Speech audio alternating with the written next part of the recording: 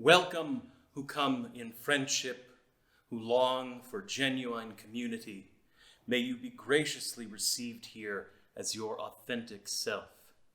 Welcome who come in curiosity, full of questions or simply open. May you embrace wonder and encounter new delights. Welcome who come heavy with fatigue, weary from the troubles of the world or the troubles of your particular life. May you find rest and be filled in this sacred space. Welcome who come with joy for flowing rivers and gentle breeze, for changing skies and great trees. May the grace of the world leave a lasting imprint in you. Welcome who come with thanks for the altruism of the earth and the gift of human care. May your grateful heart overflow and bless those around you. Come, let us celebrate together this wondrous life.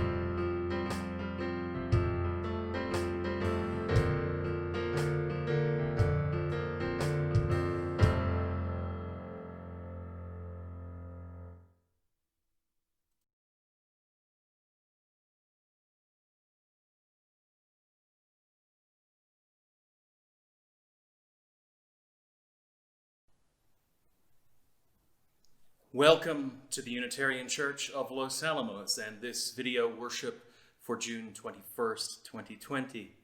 As Unitarian Universalists, we affirm and promote the inherent worth and dignity of all people and gather together in a free and responsible search for truth and meaning. Whoever you are, wherever you are in your life's journey, when you are watching, you are welcome among us.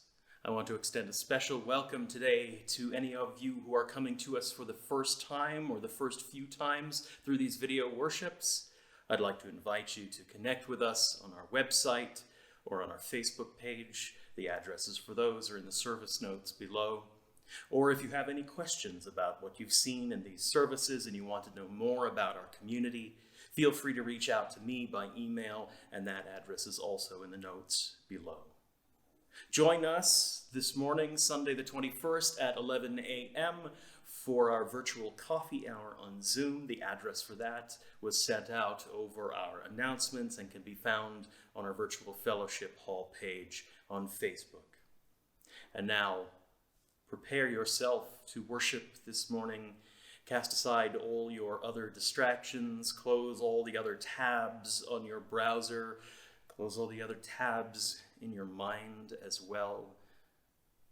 Sit firmly where you are. Feel the weight of the earth holding you to it. Feel yourself grounded. Call to mind the pictures of the faces of the friends that you love in this community. Feel yourself connected, even over the ether, to all of them. Breathe in. Breathe out. and let us begin in silence.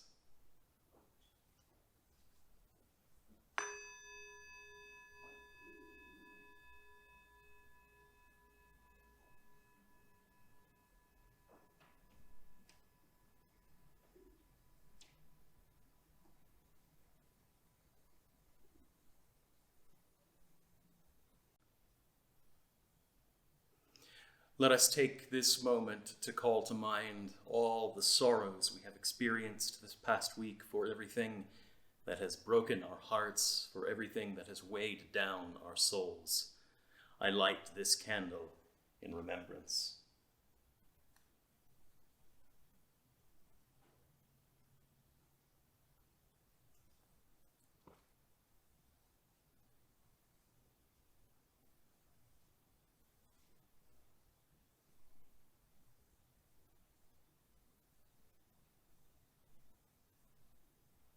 And let us call to mind all of our joys this past week, for everything that has opened our hearts and lifted our spirits.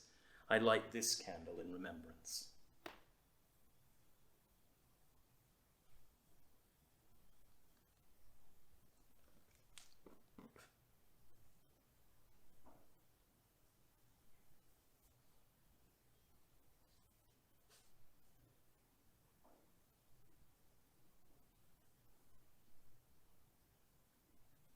Let us join together now in a spirit of prayer and reflection.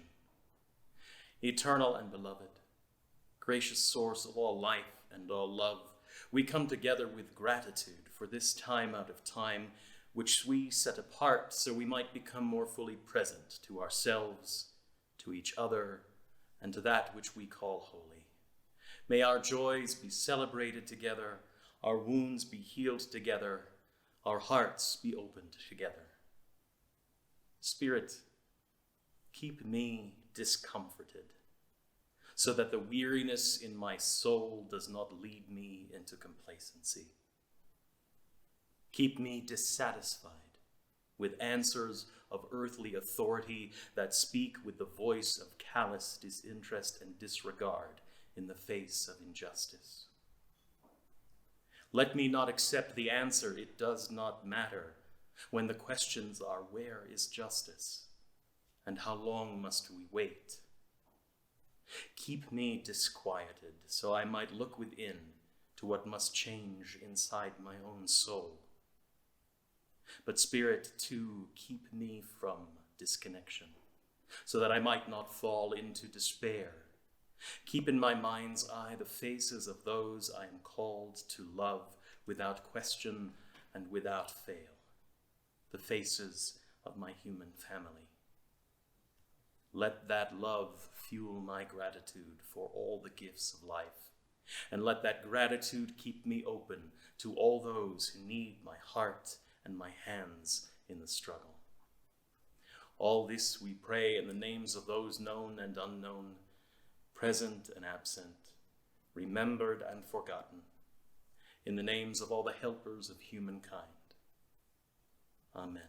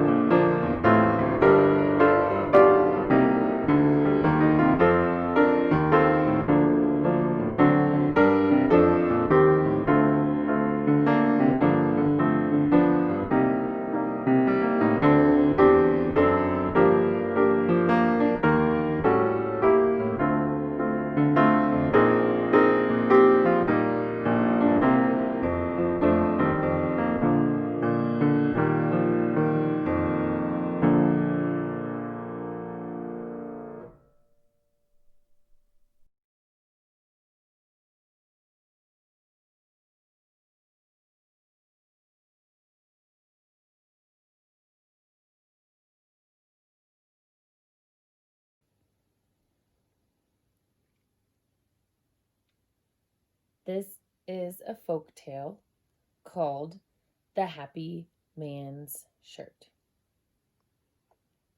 Once there was a princess who never smiled. Never. The queen, of course, desperately wanted her daughter to be happy. She tried everything, but the court jester was a bore. Royal balls were intolerable. Princes were insufferable. The princess spent her days staring listlessly out the window and could not say what ailed her. The queen called for doctors, philosophers, and sages. After conferring together for countless hours, they came up with the perfect solution. You must find a happy man and bring his shirt to your daughter. Then all the happiness of the shirt will envelop and nourish your daughter. The idea was unusual, but simple. Why not try? And so the queen sent her ambassadors to find a truly happy man. They came upon a merchant, content with his grand home and beautiful family. He seemed just right until they asked whether he would like to be knighted. His eyes filled with such desperate longing that they knew he was not the man they sought. They came upon a priest, full of energy and idealism. He seemed just right until they asked whether he might like to be a bishop. He replied, "Nothing would please me more," and they knew this man wasn't perfectly content either.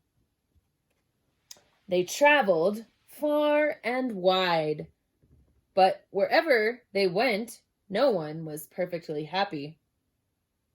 There was always something in the way. People had too many children or too few. Too much work or not enough. Indeed, it seemed that people were either too lonely or overwhelmed by too much company. They were too hungry or too full. They were overtired or they overslept.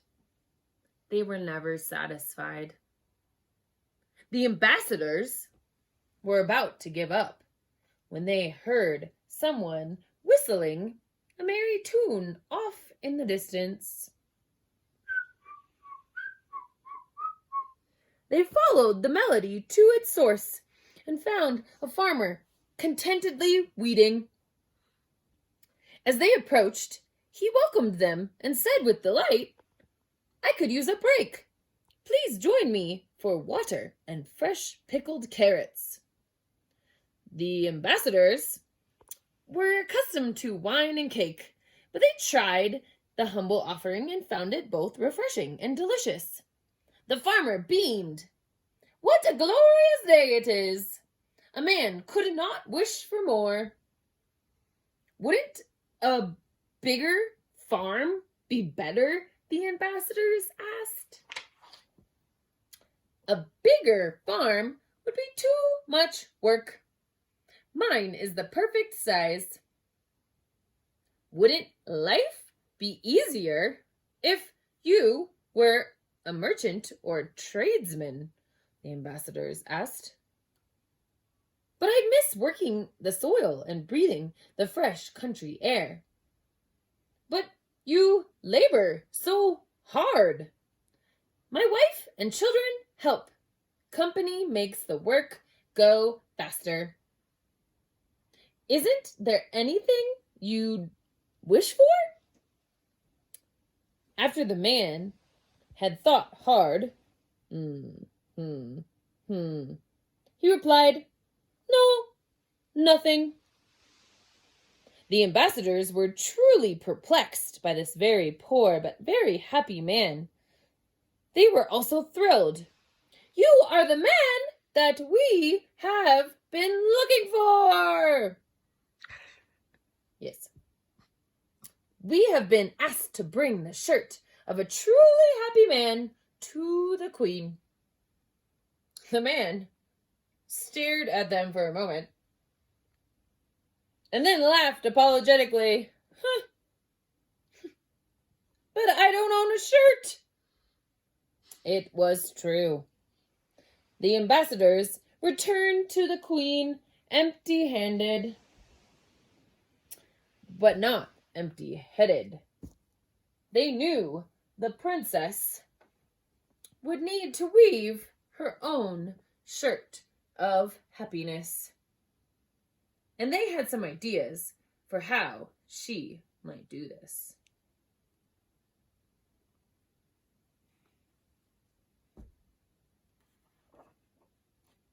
How would you suggest the princess weave herself a shirt of happiness or joy? What do you think? What are some things that make you joyful or happy? And in a little bit, Reverend John is going to invite us to think about times that we have felt joy in our lives. When was a time that you felt joy or happiness in your life? So do something this week that makes you joyful and happy. That is your intention table activity. Bye.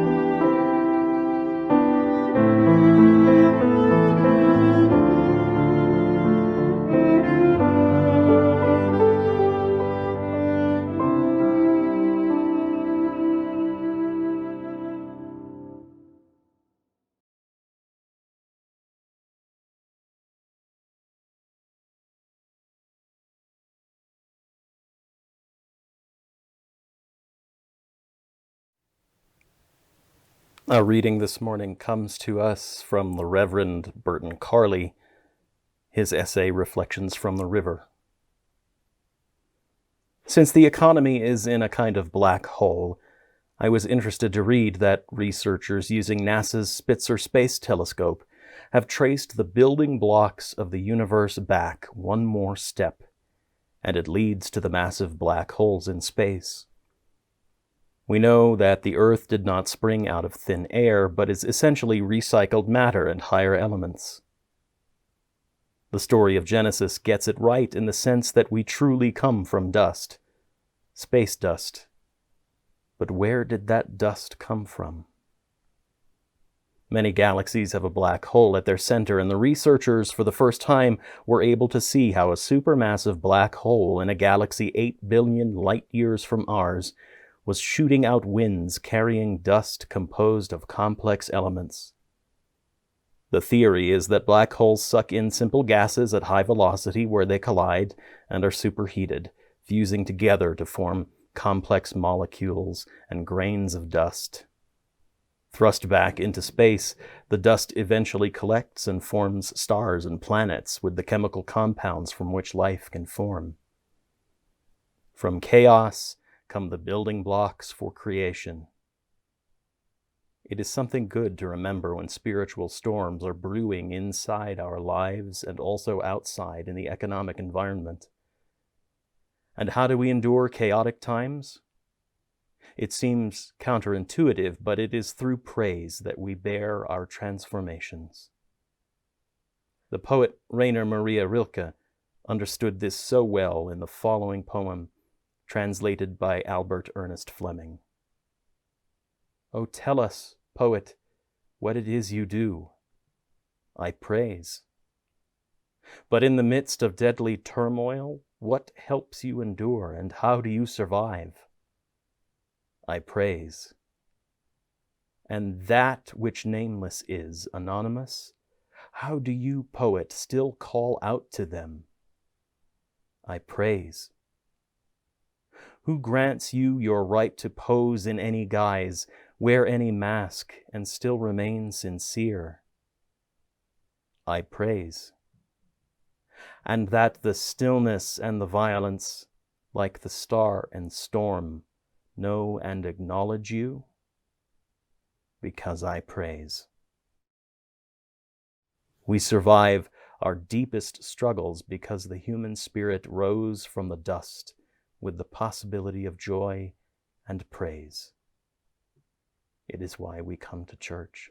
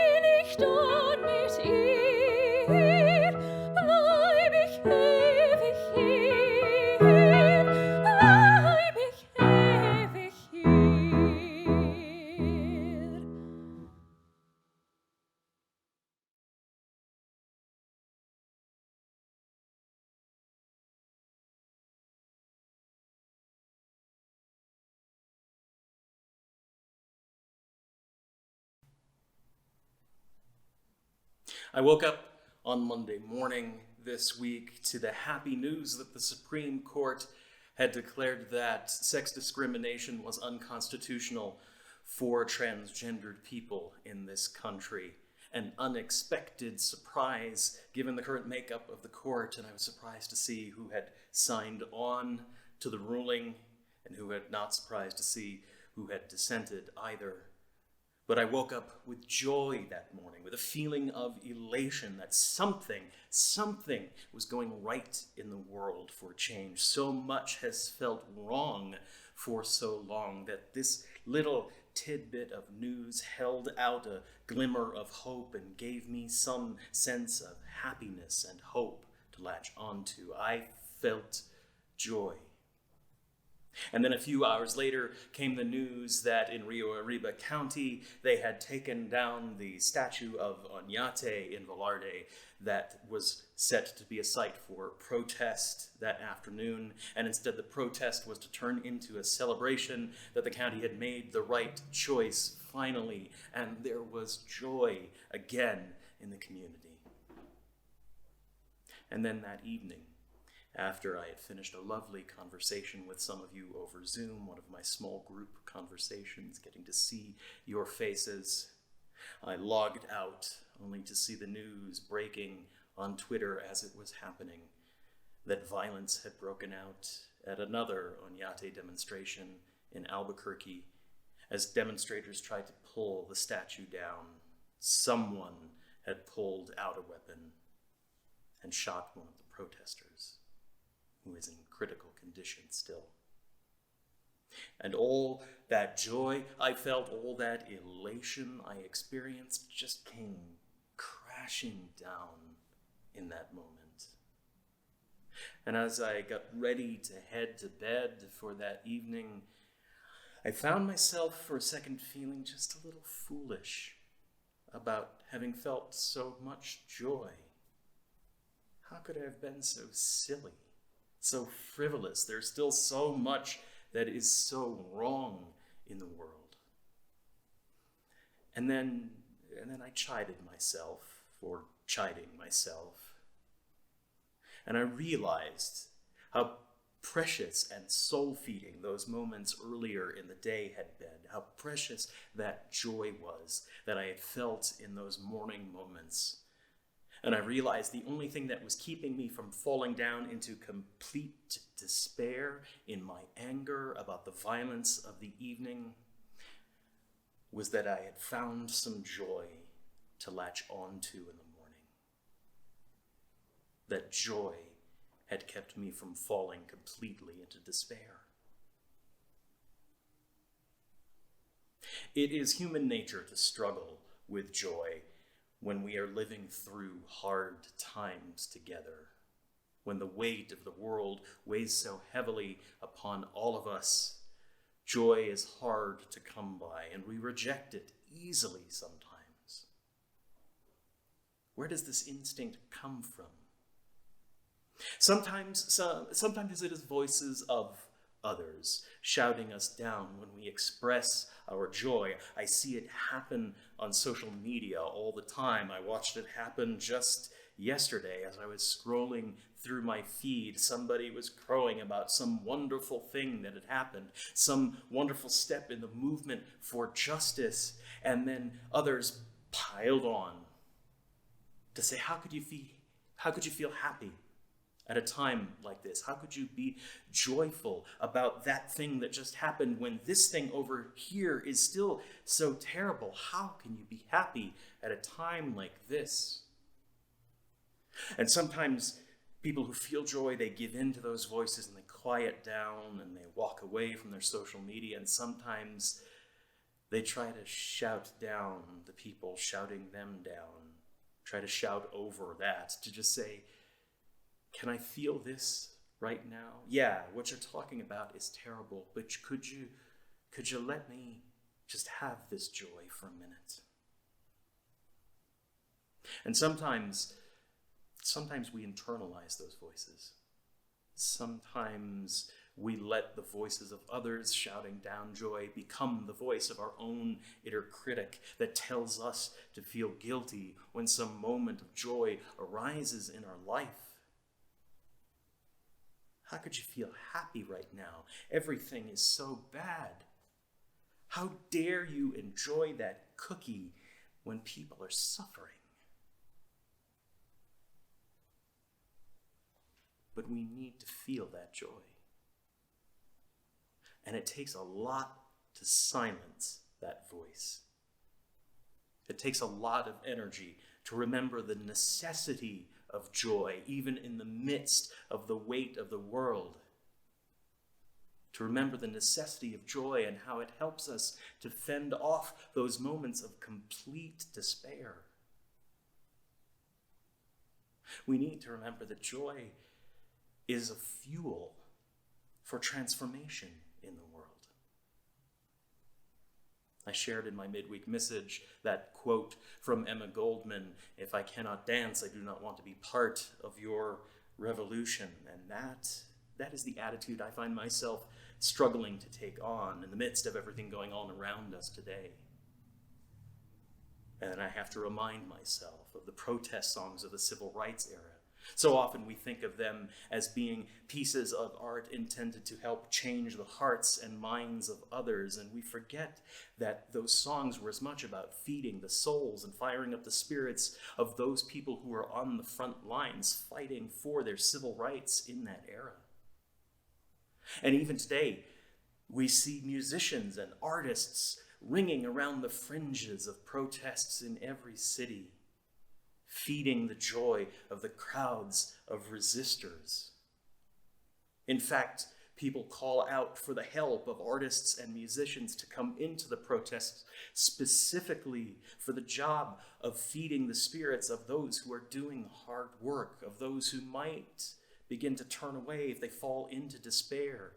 Feed us with your songs and your art to ward off our despair and fuel the hard work of consent. We have to break for joy. We have to take time to engage in joy. A few weeks ago, I got to tune in on PBS and their broadcast of the Public Theater's production of Much Ado About Nothing from last summer, their free Shakespeare in the Park, a modernized setting for the story with Shakespeare's classic language with an all-black cast. In the story of Much Ado About Nothing, the men are coming home from war, and that is what sets off all of the celebrations and the merriment in the story. And in the Public Theater's production, the war the men are coming home from are protests for equal justice. They come marching on with their protest signs, and then they engage in the play. Joy is had, merriment is found, love is engaged. And at the very end of the play, a coda added on, not in Shakespeare's script. The men pick up their signs again to head back into war, back into the struggle, back to the protest and the demand for justice. It was a powerful image, a powerful way of telling the story in that moment, to see that those who are struggling most for this work for justice in this moment need to take those breaks for joy and for love, to feed themselves. Joy feeds us for the hard times, fuels us to give something of the joy and the hope of our own selves to others. And we need that. Because to give into despair completely, to crash down into it, if I had done so on Monday night as I wanted to give into that despair is to risk walking away completely from our obligations to others, from our connections to others. Joy feeds our souls when we struggle. And the joy within our souls can feed others as they struggle. Jack Kornfield, the Buddhist psychologist, talks about joy as an act of gratitude for the good things that the universe brings into our lives. And when everything around us seems to be going wrong, Kornfield says to allow for that gratitude in ourselves feeds us with the capacity to share it with others, and to do that, to acknowledge gratitude for the good the universe brings us and to share that with others in the face of tremendous suffering, that act becomes a moral imperative for us. To recognize and to let in joy and to share it is a moral imperative. That's why the Rilke poem that my colleague, the Reverend Burton Carley, shares in our reading this morning, why that spoke to me so loudly this week as I prepared to talk about joy, and why I ultimately decided to pair it with those photos from the Hubble telescope. Because Rilke is telling us the same thing Cornfield is. In the face of infinity, in the face of everything bigger than me and out of my control, I am presented with the choice to either retreat into my smallness and cut myself off from the world and everyone in it, or I can practice deep gratitude for the graces the world brings into my life wherever I can find them, no matter how trivial they might be or momentous.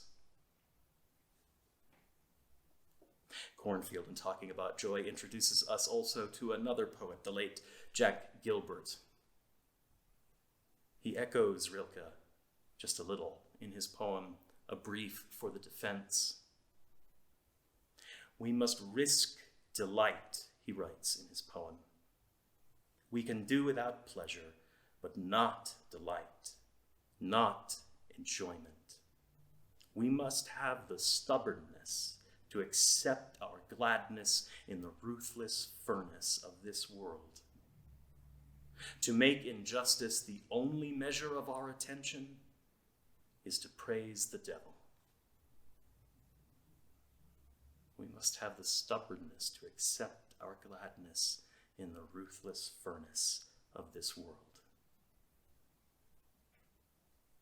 Joy comes to us whether we want it or not, but to reject joy when it comes our way is to pronounce a verdict of guilty upon the web of creation we are part of. Is to deny the good work it could bring to us.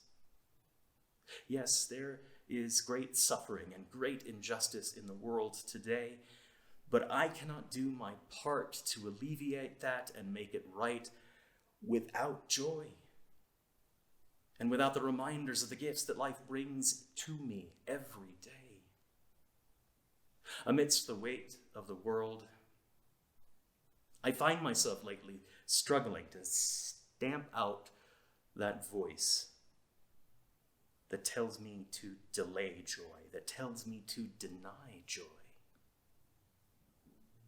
And so I find my practice now is that I must pause daily. Pause and allow for the reality of the graces of creation to become clear to me, to give a name to the joy I am feeling, and to practice some gratitude for the joy that enters my soul, no matter how trivial it might be, no matter how grand. The first sip of coffee I take in the morning. My dog's invitation to rub her belly. An exchange with an old friend over Facebook. The sounds of happy eating when I serve a meal to my family. A well-crafted joke and the laughs that follow it. A new issue of Miles Morales' Spider-Man in my comic book inbox. Some small joy every day that fuels me for what is to come. Some reason to be grateful to the source of all that is, and fuel for the call to continue my service to my human family. Some joy available to my soul that I can make available to others as a gift when it is needed. Where are you finding your joy? That's what I want us to invite us all to share in this coming week. I want to dedicate next week's service to sharing our joy with one another. No matter how trivial, no matter how momentous. Write your experiences down as words. Record them on video yourself if you want, or share them with us to share. Draw your pictures, your paintings. Make a video of whatever activity it is. But share your joy. Let us give those gifts to one another in this moment when the weight of everything feels too much. Let us fuel one another's souls this week. There is a link to a Dropbox folder in the service notes below where you can upload those things you would like to share your joys. The folder will be open to upload through Thursday the 25th until about 3 o'clock in the afternoon, and then we've got to start putting everything together for the service. And of course, if you have any questions or any difficulties, you can email me as well for your help. But take a moment in the next few days to consider where your joy is coming from, what gifts you are graced with by the interdependent web and all that is, what feeds your soul. Share it with us. Show us your joy. I look forward to your sharing.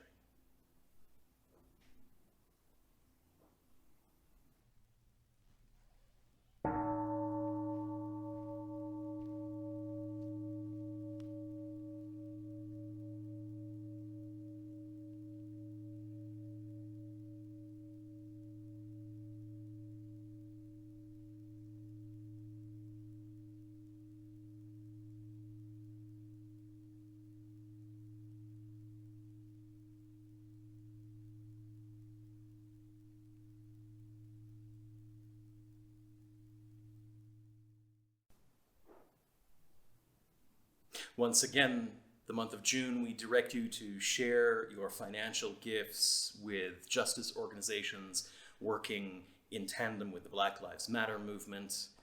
There is a link below to a list of suggested offering recipients. Please consider your gifts. Give as generously as you can. And may what you give bring you joy and into deeper relationship with your community.